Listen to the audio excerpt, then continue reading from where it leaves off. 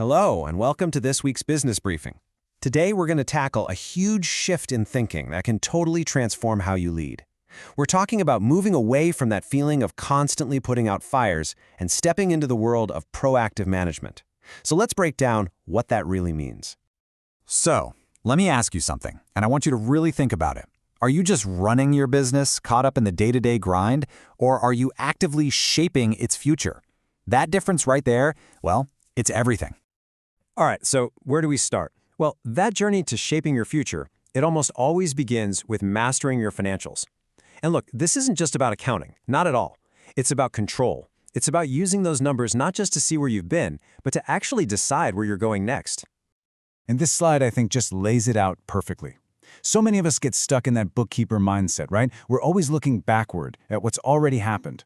Now, that's essential, of course, but it's reactive. The CFO mindset, on the other hand, takes that same data and uses it to shape what happens next. It's the difference between reading a map of where you were and actually plotting a course for your destination. Okay, so the good news here is you don't need a fancy finance degree to start thinking like a CFO. Not at all. It really comes down to developing a few core skills. Stuff like really understanding your P&Ls and your cash flow, getting good at forecasting your income and budgeting for what's going out, and of course, tracking the metrics that actually matter so you can spot those financial red flags before they turn into full-blown crises. These are all totally learnable habits. So you might be thinking, okay, where do I even begin? Look, you don't have to boil the ocean here. You can start with one single, incredibly powerful routine, the weekly cash flow check. Seriously, this one simple practice can completely change your financial management from reactive to proactive. And check this out, it's actually super straightforward. Every single week, first, update where your cash actually stands. Second, project out your income and expenses for the next few weeks. Third, compare last week's forecast to what really happened. And this bit is crucial for getting better at this. Fourth, based on that, identify your key action items. And last, just keep a simple log. I'm telling you, over time, this rhythm gives you incredible foresight. It helps you avoid nasty surprises and spot opportunities. Okay, so once we've got that foundation of financial control, we can start to broaden our scope, right? Because being proactive isn't just about the money. It's about using that stability to anticipate challenges from all sides. And that includes your people and those unexpected external events.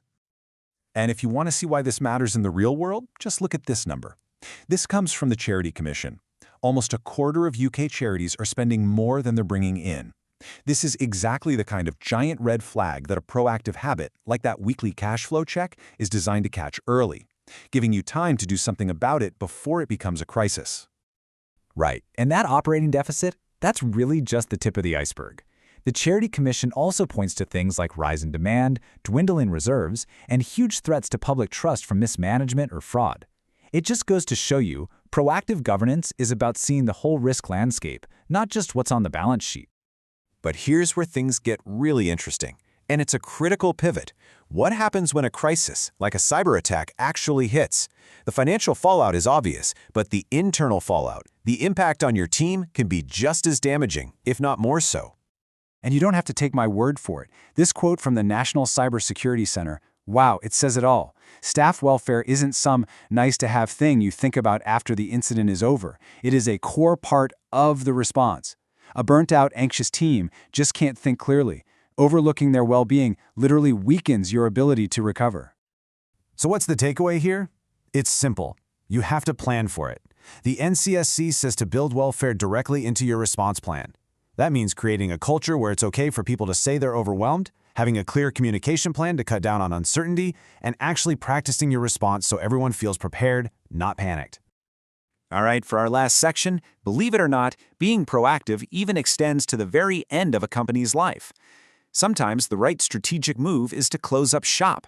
But doing it the right way is a proactive choice, and that requires understanding your options. So your first option is what's called striking off. Just think of this as the simple, clean route.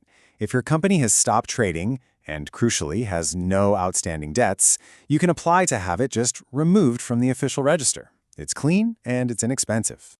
Now, on the other hand, you have the second option, winding up, or what's also known as liquidation. This one's a much more formal process. This is when you bring in a licensed pro to manage the whole thing, selling assets, settling debts, and making sure everything is handled by the book. And this table just breaks down the choice for you, plain and simple. Striking off is cheap, and the director is in control. But it's only for debt-free companies, and there's a risk if you mess it up. Winding up costs more, and you bring in an outsider, but it can handle debts and gives you way more legal protection. Choosing the right one is a proactive decision that depends completely on your situation. Okay, so as we start to wrap this up, let's pull it all back together.